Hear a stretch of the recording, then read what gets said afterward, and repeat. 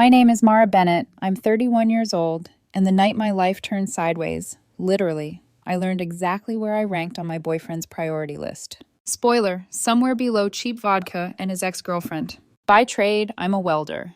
Pipeline and structural union gig. I'm the woman in the flame-resistant coveralls, hood down over my face, sparks raining around me while I crawl along steel seams no one ever thinks about until something breaks. It isn't glamorous, but it pays. Lately, it had been paying for his dream. Jason wanted the big wedding, the chandelier ballroom, the 7-course dinner, the floral arch that looked like it belonged in a celebrity magazine. He'd send me photos and say things like, "Can you imagine us there?" while I mentally translated the picture into overtime totals. Double shifts, out-of-town work, every extra dollar earmarked for deposits and centerpieces, and a cake I honestly didn't care about. I told myself it was worth it, that the exhaustion, the meals eaten hunched over a steering wheel, the ache in my back, those were investments. In us. The night everything went wrong, I was driving home from a week-long job site 3 hours north. We'd just finished the final weld inspections and my supervisor had signed off and said the magic words, "We're done. Go home." It was 9 p.m. By the time I rolled out in my old F-150, thermos of burnt coffee beside me, arm already sore from 7 days of 12-hour shifts, I figured I'd be home close to midnight. Shower, my own bed, maybe spend an hour staring at the half-finished Triumph in my garage, just to remind myself I still had things in my life that were mine. I had 3 vintage bikes in various stages of resurrection, a 72 Bonneville, an 84 Nighthawk, and a Harley Sportster I'd dragged out of a barn and sworn I could save. They were my escape from seating charts and napkin colors. Metal and grease didn't talk back. They didn't ask if I'd thought about upgrading the floral package for an extra $2,000. Route 34 cuts through the Cascade foothills. 2 lanes, no lights, just trees, and the feeling that the world drops away on either side of you. I'd driven it 100 times in daylight and maybe half as many after dark, but not always after 7 straight days on my feet. I remember thinking, I'm more tired than I should be. I remember tightening my grip on the wheel, rolling my shoulders, humming along to some classic rock station that kept fading in and out with the hills. I didn't see the elk until it was already there, 600 pounds of muscle and antlers, standing dead center in my lane like it was carved out of the night itself. There wasn't time to think, just instinct. I jerked the wheel left. The world flipped. The sound was... It didn't sound like anything a human body should ever be inside. Screeching metal, exploding glass, the hollow, rolling crunch of a truck turning into scrap. Something slammed into my left side and my arm made a sound I will never forget, like someone snapping a thick branch over their knee. Then, suddenly, everything stopped. Silence, except for the ticking of cooling metal and this thin, high ringing in my ears. I was hanging upside down, seatbelt cutting into my shoulder, hair hanging toward what used to be the roof and was now the floor. My left arm, my welding arm, was bent at an angle arms are not supposed to bend. Bone pushing through skin, white and wrong. For a second I thought, that's mine. Then the pain hit. I sucked in a breath and it felt like my ribs were made of broken glass. Blood was dripping onto the ceiling. No, the floor. No, the ceiling again. Directions stopped making sense. My phone was somehow still in the cup holder, held there by gravity and luck. Screen cracked, but when I reached for it with my good hand, it lit up. 11:51 p.m. Muscle memory took over. I didn't dial 911 first. I dialed Jason, my boyfriend of 9 months, the man who'd insisted we book the ballroom a year out because dates like that disappear. The man who was my emergency contact on every HR form I'd ever filled out. He answered on the 6th ring. Music blasted in the background, bass-heavy club noise, that particular kind of sound that tells you everyone around him is drunk, sweaty, and not thinking about flipped trucks on back roads. Yeah? His voice was already a little slurred. Babe, what's up? I'm kinda busy. Jason? It came out strange, thin. I crashed. There was a pause. The music got slightly muffled, like he was moving into a hallway or bathroom. What do you mean you crashed? Your truck? My truck's upside down, I said, words starting to shake. Out on 34. I think my arm's broken. Bad. I can see bone. He exhaled, annoyed. Okay, but did you call 911? His voice had that impatient edge he used when I didn't keep up with his plans. Or AAA or something? You have your phone.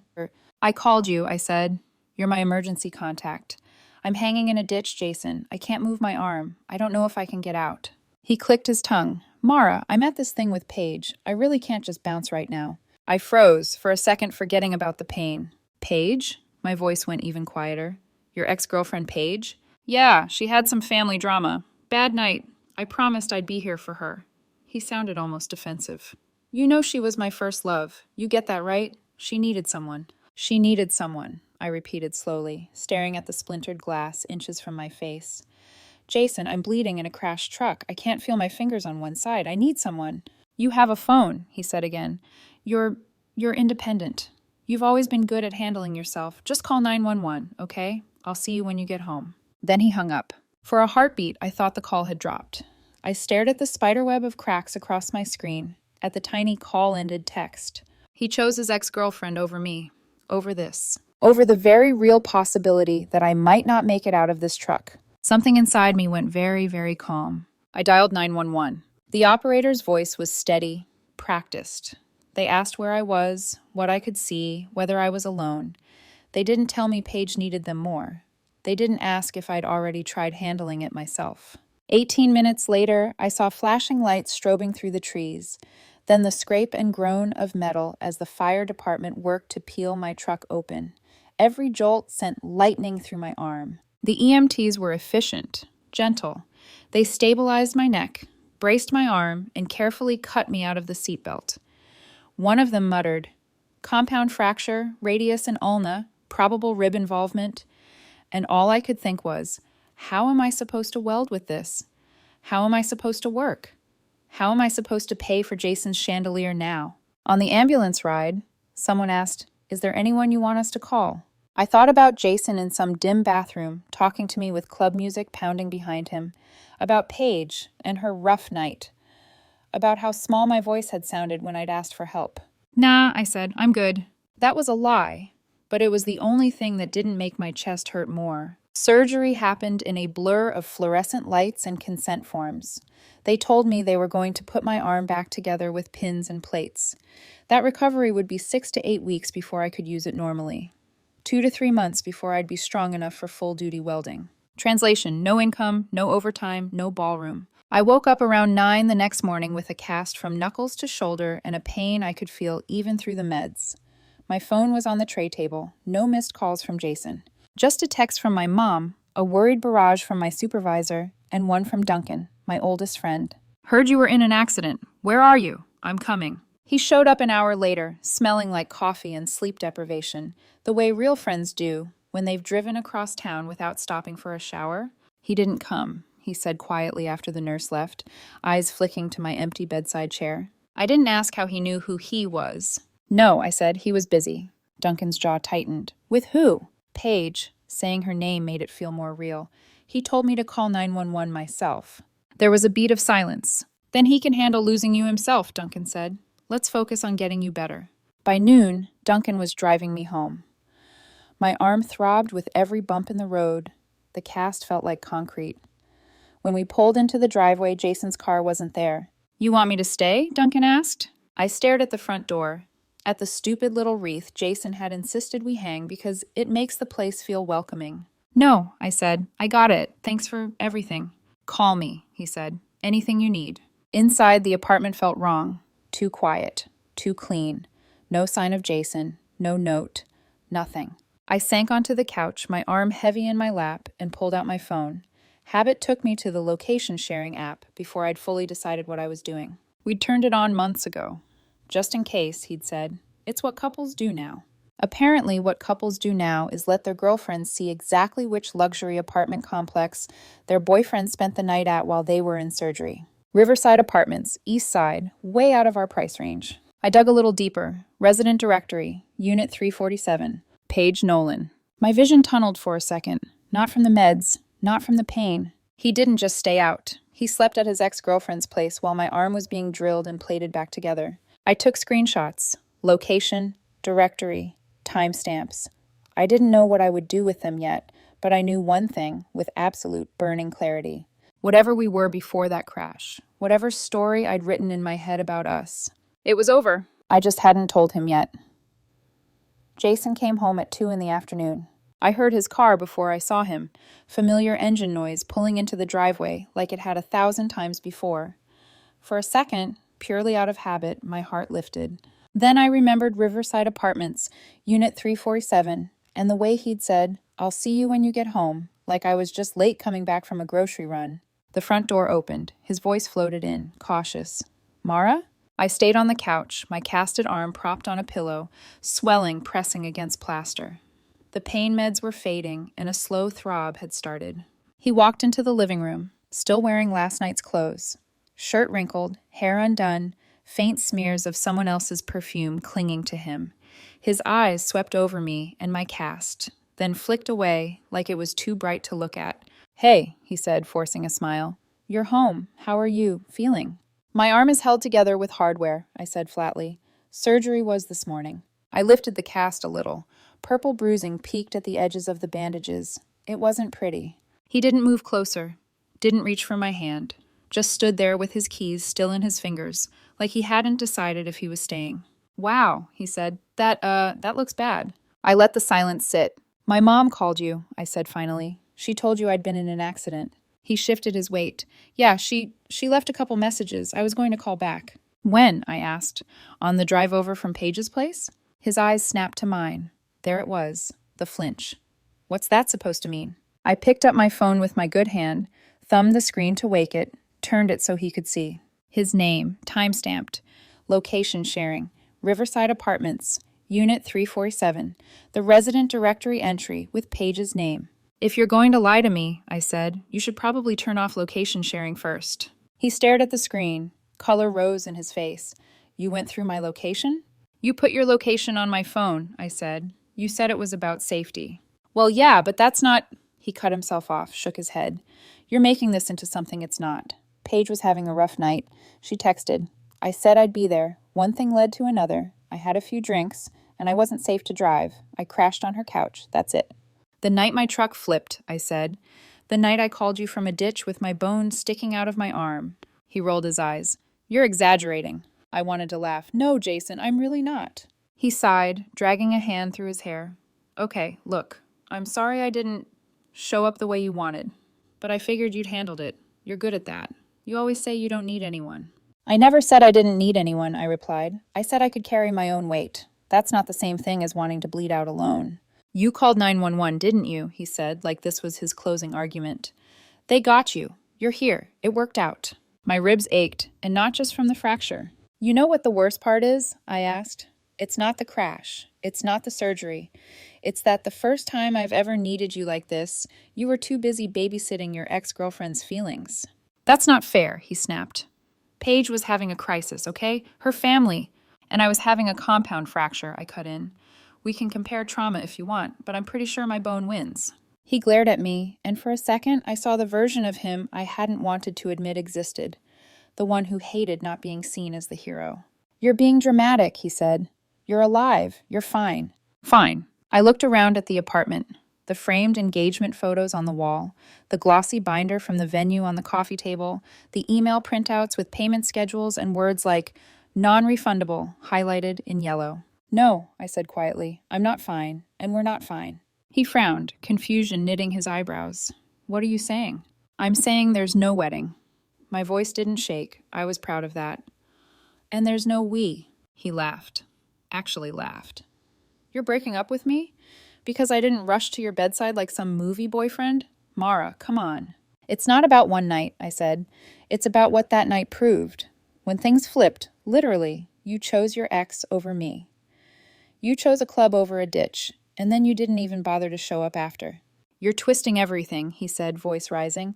"You know how long I've been dealing with Paige's drama? 4 years. You swoop in, act like you understand everything, and now you're going to throw away our engagement over one mistake?" "One very clear mistake," I said. "And I'm not throwing anything away. I'm just acknowledging what you already showed me." He stared at me like he was seeing someone else sitting on the couch. "You can't do this," he said finally. "We have deposits down. My family already knows the date. Everyone is expecting—" "Jason." I was so tired. I nearly died last night. I'm not marrying a man who lets that happen and goes back to dancing. He opened his mouth, closed it. Something ugly flashed across his face, a blend of panic and resentment. Fine, he said sharply. You want to call everything off? Go ahead, but I'm not leaving. This is my place too. Then start packing, I said. You can take your things. I'll figure out the lease, but we're done. He scoffed. You can't just kick me out because you're in your feelings. I'm kicking you out, I replied, because you've shown me exactly who you are. His eyes narrowed. You're going to regret this. No one else is going to put up with your schedule, you know that? Who's going to deal with you disappearing for weeks on jobs? Your temper? Your control issues? You spent the night at your ex-girlfriend's apartment while I was in surgery, I said calmly. Let's not talk about control issues. He muttered something under his breath and stomped toward the bedroom. Drawers started slamming. Closet doors banged open and shut. My arm throbbed in time with the noise. 2 hours later, there were 3 suitcases and 4 boxes stacked by the door. Jason stood there, breathing hard, like he'd just done me some enormous favor. That's everything, he said. Happy now? Almost, I held out my good hand. The ring. He stiffened. What? The engagement ring, I said. Give it back. His face drained, then flushed hot. You're joking, right? You gave me that. It's a gift. It's a conditional gift, I said. The condition is marriage. No marriage, no ring. I checked our state law while I was waiting for surgery. His mouth fell open. You seriously looked up ring laws before they cut your arm open? No, I said. I looked them up while you were sleeping at Paige's. Give me the ring, Jason. He clutched his left hand to his chest. You can't make me. I can, I said softly, and I will. I'll take you to small claims. I'll show them the venue contracts, the payment records, the medical records from last night. They can explain it to you. You're insane, he hissed. You know that? Absolutely insane. No wonder. No wonder what? I asked. His jaw clenched. No wonder Paige needed someone who isn't you. There it was. The truth slipped out in anger. We stared at each other. Finally, with a sound somewhere between a growl and a sob, he yanked the ring off his finger and hurled it at me. It bounced off my cast and skittered onto the rug. Take your stupid ring, he spat. Choke on it. I hope you enjoy being alone with your bikes and your broken arm. He grabbed his suitcases, stacked his boxes, and shouldered open the door. At the threshold, he turned back. His eyes were bright, a little wild. I'm glad I went to Paige, he said. I'm glad I chose her. She's twice the woman you are, and you were always just the safe choice. Boring. Predictable. Maybe if you weren't such a control freak, the universe wouldn't have flipped your truck. Then he slammed the door hard enough to rattle the picture frames. For a long moment, I didn't move. Then I slid off the couch, knelt carefully, and picked up the ring with my good hand. My grandmother's ring. Yellow gold, tiny diamonds, worn smooth at the band from decades of real love. I slipped it into my pocket. My arm screamed at the motion. I swallowed 2 pain pills the hospital had sent home with me, chased them with lukewarm water, and stumbled toward the bedroom. I don't remember lying down. The meds hit like a wave. The next thing I knew, the room was dark, and my phone said 8:47 p.m. My mouth was dry, my arm a dull, heavy ache. I swung my legs over the side of the bed. My body felt like it belonged to someone else. All I wanted was a glass of water and 5 minutes with my bikes to prove that something familiar still existed in my universe. The hallway light flicked on when I hit the switch. The door to the garage was closed. That was odd. I usually left it cracked when I was home. I turned the knob and stepped inside. For a second, my brain refused to process what I was seeing. The Triumph was on its side, front fender folded in half, mirrors shattered across the concrete. The custom tank I'd spent hours sanding and painting was caved in like someone had taken a hammer to it. The Nighthawk's engine casing was cracked open, a jagged wound of metal and oil. The Sportster's front fork was bent at a sick angle. The rare fuel tank I'd hunted down had a hole punched straight through. Parts were everywhere. Pegboard hooks stood empty, tools missing, chrome pieces twisted and crushed. The floor was a constellation of broken glass and scattered bolts. My legs gave out. I sat down hard, the impact sending a lightning bolt through my ribs. For a long time, I didn't do anything. Didn't cry. Didn't scream. I just stared. Months of work. Thousands of dollars. Every late night I'd spent in here, trying to balance weddings and welds and who I was outside of what Jason wanted. Gone. Taken from me with the same careless brutality as a phone call from a bathroom. Slowly, like a camera lens finding focus, another thought clicked into place. I had installed a security camera 6 months ago. After someone broke into my neighbor's shed, I'd mounted a little wireless unit in the corner of the garage, pointed at the bikes, set to record on motion. I fumbled my phone out of my pocket with shaking fingers, opened the app, and scrolled to tonight. There it was, 6:47 m. Motion detected. I hit play. Jason walked into frame. Jason looked different in the security footage, not because of his clothes or face, but because of the way he moved. Jerky, unsteady, full of an anger that had no place inside the garage of someone he'd supposedly loved. He had my spare garage key, the one he must have never returned when he packed up his things. He stepped forward, staring down at the 3 bikes as if they'd personally offended him. Then he bent, picked up a tire iron from my workbench, and for a beat, just stood there, breathing hard, like he was working up to something. Then it began. The first swing came down on the Triumph's front fender with a metallic crack that echoed through the garage and straight into my chest. In the video, I could see his face twist with each strike, his mouth moving, shouting things I couldn't quite make out over the noise.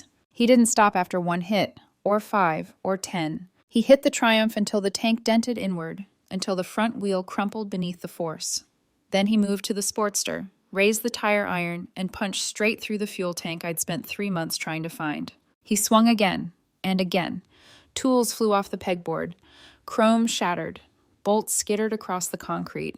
And over it all, through the shaky audio, I finally caught pieces of what he was screaming. "You love these things more than me. You don't get to just move on. You think you can replace me? I'm taking something from you too." 12 minutes and 47 seconds. That's how long it took him to destroy 6 months of my life's work. At the end of the footage, he paused, chest heaving, sweat streaking through the dirt on his skin. He looked up, finally noticing the camera mounted in the corner. His entire body froze. Then he dropped the tire iron, spun around, grabbed his keys, and bolted. I watched the video 3 times. I saved it to my phone. Then I downloaded it to cloud storage, emailed a copy to Duncan with the subject line, "Evidence." My breath was tight, my heartbeat sharp in my ears. Jason wanted to take something from me? Fine. I was going to take something from him too. I dialed 911. The dispatcher picked up immediately. 911, what's your emergency? My ex-boyfriend just destroyed my property, I said, voice surprisingly steady. I have video. I need to file a report. The officer arrived 20 minutes later. He stepped into the garage, took one look around, and let out a low whistle. "Someone really had it out for you," he said. "My ex," I replied. "He used a spare key." I pulled the video up on my phone and handed it to him. He watched the entire thing silently. When he finished, he exhaled through his teeth and shook his head. "Well," he said, "this is about as clear-cut as it gets." He walked around the wreckage with his camera, documenting each angle, each smashed part, each cracked tank and bent fork. "You have an estimate of the damages?" "Not yet," I admitted, "but I will. It's probably around 10,000, maybe more." "You'll need a detailed list, receipts if you have them, and repair estimates. But this is absolutely destruction of property. You'll hear from a detective tomorrow about next steps." He handed me the incident card with a case number. "Hang on to everything," he said. "They'll want thorough documentation." After he left, I stood alone in the garage under the stark fluorescent lights. The Triumph had been a dream I inherited from my uncle. The Nighthawk was the first bike I ever rebuilt.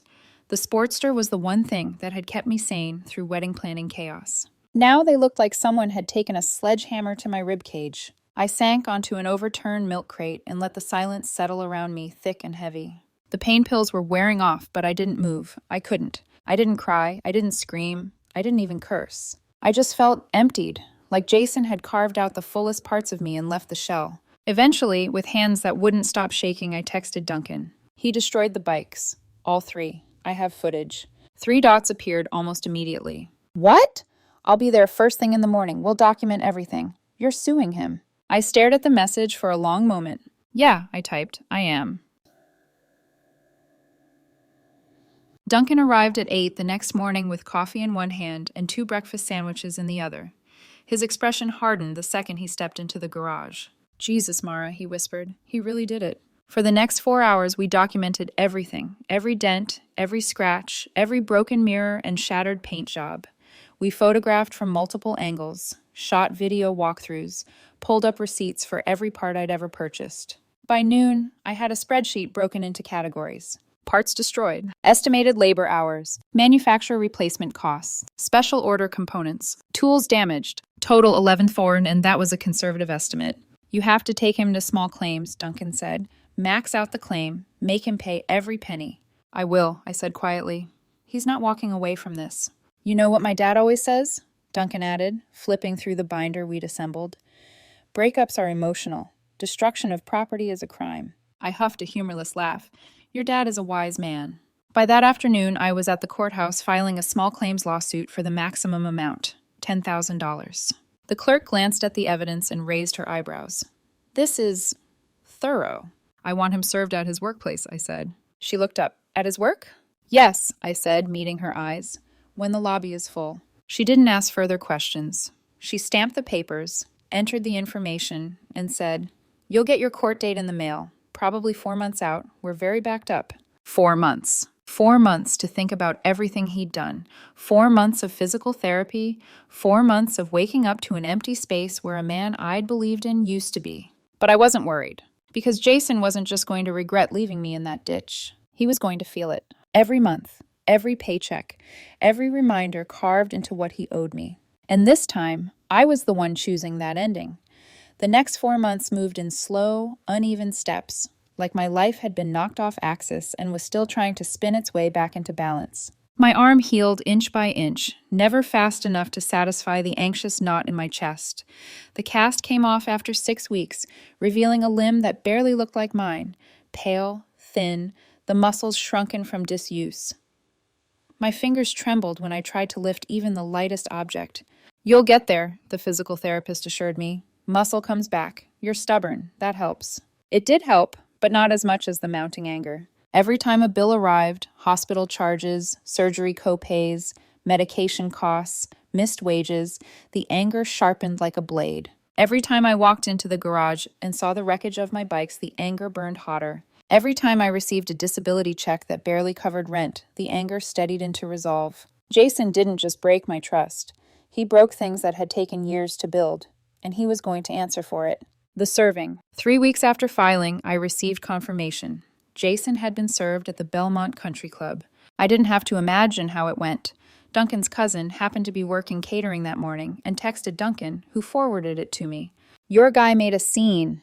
Process server walked right into the lobby at 10 a.m., peak tennis mom hour.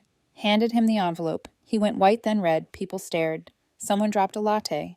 10:10 entertainment. I stared at my phone and exhaled a breath I didn't realize I'd been holding. Good. He'd chosen to humiliate me the night of the crash. It was only fair the universe returned the favor. Falling dominoes. The months crawled, but life crept forward. I kept going to physical therapy. My arm slowly regained strength. I moved from barely lifting a coffee mug to doing assisted weight exercises, then to working part-time at the job site doing inspections. No welding yet, but it was something. The disability payments finally arrived, enough to keep me afloat. I canceled the wedding venue. They took $12,200 of the deposit, but it could have been worse. My supervisor told me to take my time healing. We'd rather have you in 6 months at full strength than now at half. It was the first kindness in a long time that didn't ache. Meanwhile, through the grapevine, I heard bits and pieces about Jason. Apparently Paige, the ex-girlfriend, had moved on. Really moved on. Had a new boyfriend she'd been seeing for months. Meaning, the night of my accident, Jason was throwing himself at a woman who wasn't even available.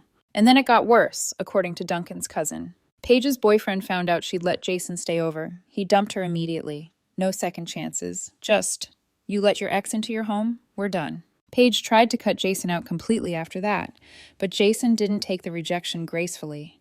He started showing up at her place unannounced, texting her long messages about unfinished business, telling her they were meant to be together. Security eventually flagged him. Talk of a restraining order hovered in the air. It was almost poetic. Everything he'd tried to force onto me, a mess, a burden, a betrayal, was echoing back toward him from someone else's life. But that wasn't my problem anymore. The court date. The hearing was scheduled for a Thursday afternoon. I arrived early, binder in hand, labeled tabs for receipts, photos, timestamps, repair estimates, and the security footage queued on my laptop. My arm was mostly healed but still showed the faint line where stitches had been. Jason walked in 10 minutes late with a lawyer who looked like he charged $50 per hour and smoked during lunch breaks. Jason was dressed in a too-tight blazer, hair gelled, carrying himself like the victim in a tragedy he had written himself. He didn't look at me, not once. The judge, a woman in her 60s with silver hair and an expression that said she'd seen every variety of foolishness, called our case. Case number 47823, Bennett versus Taylor. We stood, my heart hammered once, then steadied. Ms. Bennett, the judge said, you're alleging destruction of property totaling $10,000. Yes, Your Honor. And you have video evidence? I do. Ms. Taylor, she continued, looking at Jason's lawyer, how does your client plead? Jason's lawyer stepped forward. Your Honor, my client disputes the valuation and maintains he was under extreme emotional distress following a highly contentious breakup. These actions were impulsive. The judge raised one hand sharply. This is small claims court, counselor. I'm here to determine damages, not adjudicate romance. Jason's mouth tightened. Ms. Bennett, the judge said, show me the footage. I pressed play. The courtroom went silent, except for the clang of metal and Jason's voice screaming into the empty garage. When the 12 minutes and 47 seconds ended, the judge blinked once, slowly. Ms. Taylor, she said, turning to Jason, do you dispute that this is you? Jason swallowed. No, but... Do you dispute that the property was hers? No, but I was upset. Do you believe emotional distress entitles you to destroy someone's motorcycle collection? He hesitated. No, Your Honor. The judge nodded. Very well, Ms. Bennett, walk me through your documentation. I did, calmly, methodically, each page sliding into view, each estimate confirmed with photos and receipts. Jason's lawyer attempted to object twice. The judge ignored him twice. 40 minutes passed. Then the judge closed the binder, folded her hands, and said, Ms. Bennett, your documentation is exceptional. I am awarding you the full $10,000 plus court costs and service fees. Total judgment, $10,162. Payments to be made monthly at a minimum rate of $500 until the balance is satisfied. Wage garnishment authorized if payments lapse. My heart thumped once, hard, and then settled into something warm, relieved, almost unfamiliar. Jason looked like someone had just drained all the color from his world. Court is adjourned, the judge said, tapping her gavel. Afterward, when we stepped into the hallway, Jason finally looked at me. Not with anger, with fear. Mara, he started, voice low, these payments are going to bury me. Can't we? No, I said simply. You don't understand, he tried again. $500 a month is less than half the cost of the parts you destroyed, I cut in. And far less than what it cost me to rebuild my life after you left me in that ditch. He stared at me like I was someone he'd never seen before. Maybe I was. Because the truth was, somewhere between the crash, the betrayal, the bikes, and the courtroom, I'd become someone new. Someone who didn't need his apology. Someone who didn't want his regret. Someone who had survived him. I walked past him without another word. Outside, Duncan was waiting with 2 coffees. Well, he asked. I smiled. Really, fully smiled. For the first time since the night of the accident. $10,000, I said, plus costs. He let out a low whistle. That's 20 months of him remembering what he did. Exactly, I said. And God, it felt good. Winning in court didn't feel like fireworks. It felt like finally exhaling after holding my breath underwater for too long. The judgment didn't fix everything. My arm still ached on cold mornings. My bank account still carried the scars of disability delays, and my garage still looked like a crime scene. But it gave me one thing Jason could never steal back. Control. And every 30 days, when the automatic deposit of $500 appeared in my account, that sense of control sharpened into something almost comforting. A reminder that consequences exist. A reminder that I didn't imagine the harm. A reminder that healing, real healing, is slow but steady. The letter. About a month after the court date, I got mail from Jason. Handwritten. 5 pages. My first instinct was to throw it away. My second was curiosity. My third was anger. I opened it anyway. It began with, Mara, I'm sorry. But the apology evaporated by paragraph 3. The letter wasn't about remorse. It was about his suffering. He wrote about how the judgment was ruining his finances, how he had to move to a cheaper apartment, how people at the country club whispered when he walked by, how the garnishment made it impossible to have any kind of life. He wrote that the payments were unfairly punitive, that I should let the past stay in the past, that no one deserves to be punished forever for one bad night. He never once mentioned the bikes, not the damage, not the video, not the fact that he'd nearly left me to die in a ditch. I didn't respond. I folded the letter and dropped it into the box where I kept the court paperwork. Another piece of documentation, Another reminder. Gossip and grapevines. Small towns, or even medium-sized ones, carry stories like wind carries dust. Bits of Jason's post-breakup life drifted back to me in fragments. From Duncan's cousin. Jason wasn't flirting as easily anymore. Women at the country club avoided him after hearing about the lawsuit. From a girl I knew in high school, Paige had completely cut Jason off. The night she let him stay over, it blew up her serious relationship. Her boyfriend dumped her the moment he found out. From someone who lived in Paige's building. Jason showed up several times uninvited. Building security eventually put him on a do not let in list. From mutual acquaintances. Jason was unraveling. Drinks too much. Talks too loudly about how I destroyed his life. Blames me for everything. I never asked for these updates. They simply arrived. And every time they did, I felt something surprising. Nothing. No satisfaction, no guilt, no lingering ache. Just distance. Rebuilding myself. I went back to light duty work after 8 weeks. Inspections, documentation, no welding yet. My arm wasn't ready, but being on site again made me feel more like myself. My coworkers didn't treat me differently, though their eyes softened when they saw me carrying clipboards instead of gear. "You'll be back under the hood soon enough," one said. "You don't keep someone like you down long." It was the closest thing to encouragement I'd had in months. Meanwhile, I spent my evenings in the garage. Not rebuilding yet. My body wasn't up to the hard labor, but sweeping, organizing, taking inventory. Touching the damaged metal with fingertips that remembered a different life. Some nights I sat on the cold concrete floor, leaned back against the workbench, and let the silence settle around me. The garage was wrecked, but it was still mine. Like I was still mine. Enter Noah. I'd known Noah for years without really knowing him. He worked at Apex Auto Parts, the kind of place where you had to know what you were talking about or the staff would quietly judge you. But Noah never judged me. He'd just smile with that small, distracted half-smile and ask about whatever project I was working on. One afternoon, months after the court date, I walked in looking for parts for the Sportster rebuild. He was behind the counter, a smear of grease across his cheekbone like he'd come straight from the back room. "Mara," he said, surprised but warm. "Haven't seen you in a while. Still working on the Bonneville?"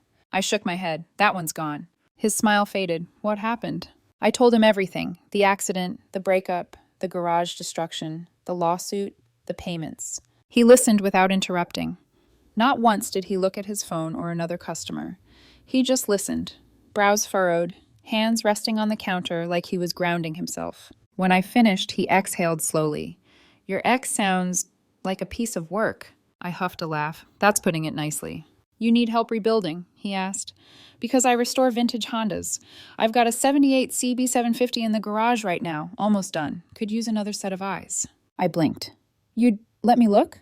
"Sure," he said. "I trust you not to judge my wiring." He gave me his number. I texted him that night.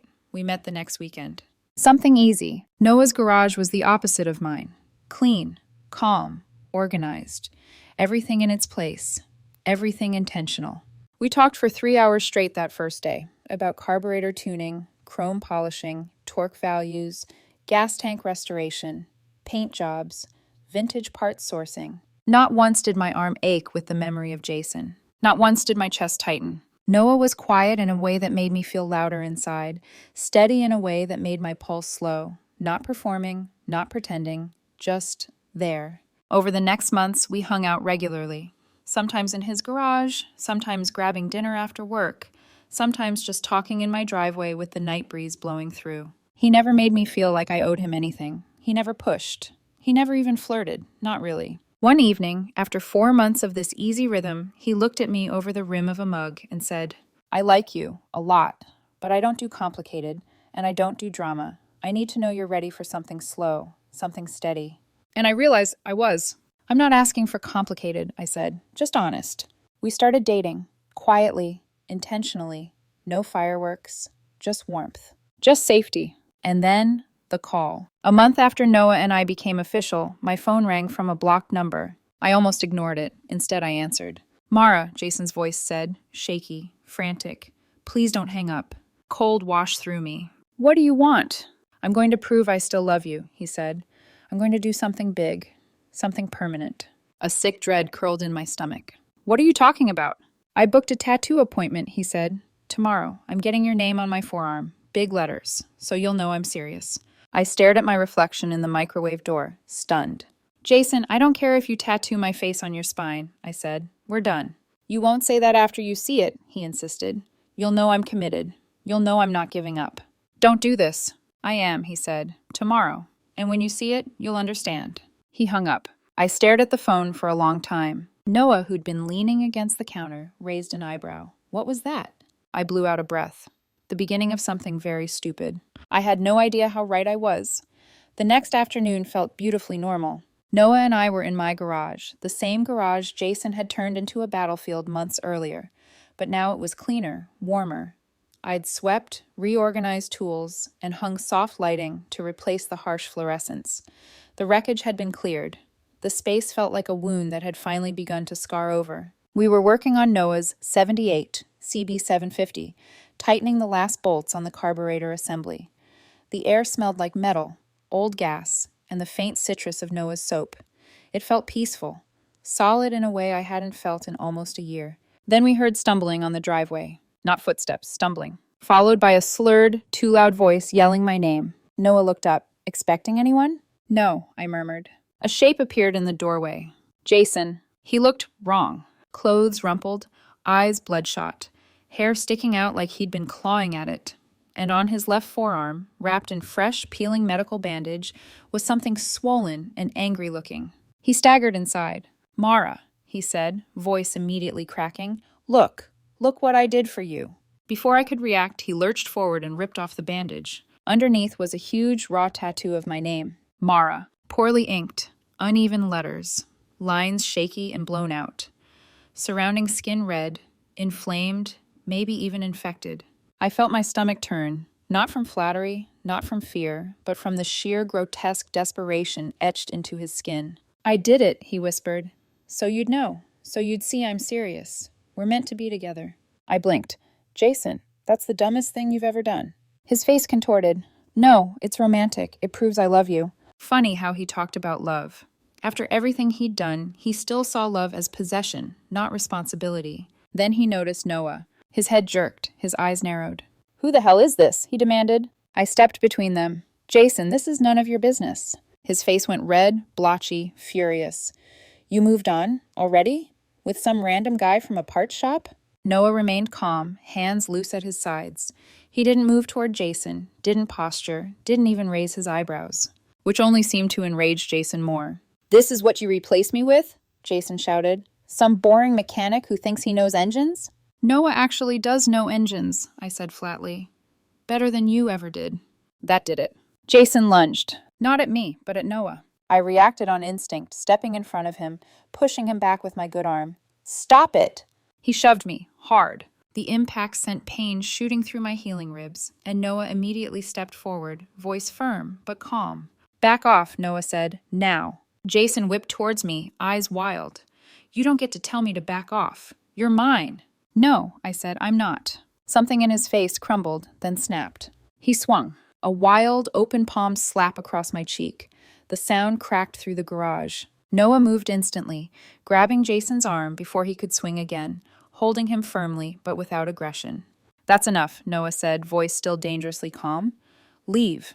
But Jason twisted out of his grip, spun toward Noah, and took another wild swing. This time, Noah stepped back, letting the punch miss entirely.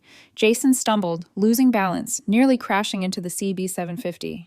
Don't touch my bike, Noah warned quietly. Jason screamed, a raw, broken sound, and lunged again. This wasn't a man trying to win someone back. This was a man unraveling at the seams.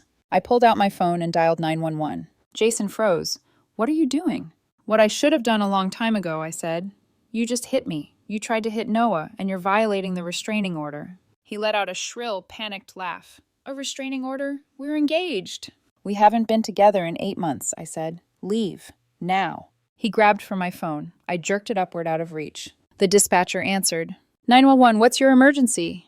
My ex-boyfriend broke into my garage, I said clearly, never taking my eyes off Jason. He's intoxicated, has physically assaulted me, and tried to attack my boyfriend. I have an active restraining order. We need officers at 4487 Riverside Drive. Jason screamed. She's lying! She's lying! We're together. Tell them, Mara. Show them the ring. What ring? I asked coldly. The one you threw at me while calling me boring. He went chalk white. The dispatcher remained calm. Units are on the way. Can you stay on the line? Yes, I said. We're safe for now. Jason began pacing, tearing at his freshly inked tattoo, shouting incoherent things about fate, destiny, and not replacing him with someone like that. Noah stayed beside me, still, steady, unmoving, like a wall I hadn't known I could lean on. Sirens grew louder. Jason froze. No, he whispered. No, no, no, no, you didn't. You didn't call them. You wouldn't do that to me. You did this to yourself, I replied. 2 patrol cars pulled up, lights flashing through the garage windows. Officers stepped out, hands ready, not drawn, but alert. Ma'am, one of them called, are you the complainant? Yes, I said, stepping forward. He broke in, assaulted me, violated a restraining order, and attempted to assault my boyfriend. Jason spun toward the officers. Babe, tell them. Tell them we're getting married. Show them the tattoo. He held up his forearm as if the infected ink might act as legal proof. It didn't. The officers' expressions didn't move an inch. Sir, one said, turn around and place your hands behind your back. Jason backed up, frantic. You don't understand. She loves me. She's just confused. No, I said quietly. I'm not. The officers cuffed him. He fought them, screamed my name, begged, threatened, sobbed. They loaded him into the cruiser. Even through the closed door, I could hear him shouting. Mara, please, I did this for you. Look at the tattoo. Look at it. I did look, and all I felt was relief. The cars drove off. Silence settled over the garage. Noah exhaled, the first real breath he'd taken in minutes. You okay? He asked softly. I nodded. Yeah, actually, yeah. He studied me for a moment. Good. Then let's finish the carburetor. And we did. In the same garage Jason tried to use as a stage for his chaos, Noah and I went back to work. Steady, calm, together. It was the first time I realized Jason could break things, but he could no longer break me. It's been over a year since the night my truck flipped on Route 34, since the night my arm snapped in 2 places, since the man I loved chose a club, and his ex, over my life. A year since he shattered my garage. A year since the court case. A year since the tattoo meltdown that ended with flashing lights and handcuffs. A year that rebuilt me in ways I never expected. The rebuilding. The Sportster purrs now, smooth, deep, alive beneath me. Noah and I rebuilt it piece by piece over months, replacing bent forks, repairing the tank, rewiring everything by hand. The work healed something in me that the surgery never could. The Nighthawk wears a new paint scheme now, retro Honda racing stripes, glossy enough to catch the eye of every rider at every stoplight. And the Triumph, my uncle's dream, didn't make it. Some metal, once bent, never bends back. I sold what little was salvageable. The money bought parts for the other 2. It felt like closure, like honoring what was gone by investing in what could still live. My arm. It's not perfect. There's a long scar that runs like a pale lightning bolt up my forearm, a reminder etched into my skin. But it's strong again, 95% function, my surgeon says proudly. Enough to weld, enough to carry weight, enough to grip my handlebars and feel the hum of the engine beneath me. Some days it aches, most days it doesn't, but every day it feels like proof that I survived something I wasn't supposed to. Noah and I took our first road trip together last month.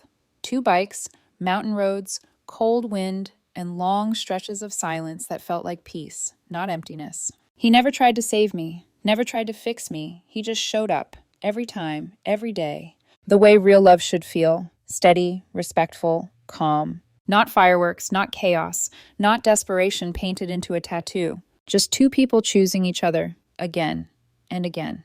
Jason moved 2 hours away. His parents convinced him it was best to start fresh in a new place. I think it was less about a fresh start and more about a quiet exit. He still pays me $500 a month. Direct deposit, on time, never late. 1 year down. 11 payments left. A long, slow reminder that choices have consequences. He tried getting the tattoo lasered off. Word through the grapevine is that removal costs more than he thought and hurts worse than he expected. Last I heard, he's saving up for treatments but hasn't finished any. So yes, my name is still on his arm. A permanent reminder of a temporary obsession. As for dating, rumor is he's not doing much of it. Apparently getting arrested in someone's garage isn't a great opening line. Good. I wasn't wishing him punishment, just distance. Paige went through her own fallout. Her boyfriend never took her back after learning she'd let Jason stay over. Building management flagged Jason's name. Security no longer lets him near her. Her life veered sideways too, but not because of me, because of a man we both should have walked away from sooner. From what I've heard, she stopped talking about Jason entirely. Smart choice. Me. My days are quieter now. I weld again. Full duty. The first time I lowered the hood and felt the sparks hit the metal, it felt like coming home. My supervisor clapped my shoulder and said, "Told you you'd be back." No mess, no drama, no clubs or exes or 2 a.m. Screaming matches, just work, tools, bikes, road, and Noah. The life I always wanted. The one I almost lost because I was trying to build a future with someone who didn't value the present I was bleeding through. The final question. Sometimes people ask me, quietly, carefully, "Do you think you won?" And I think about the year behind me, about the scar I carry, about the bikes rebuilt, about the nights I spent rebuilding myself too, about Noah's steady hands on mine while we tighten bolts together, about Jason's long, messy trail of consequences, about the money he still owes me, about the tattoo he still carries. And I smile. Because winning doesn't look like revenge. It looks like living better than your past tried to allow. Jason has a restraining order, a ruined reputation, monthly payments stretching ahead of him, a tattoo he can't erase, a life he broke with his own hands. And I have a working arm, rebuilt bikes, a job I love, a partner who shows up, a garage full of warmth instead of wreckage. Quiet. Which one of us really won? Yeah, exactly.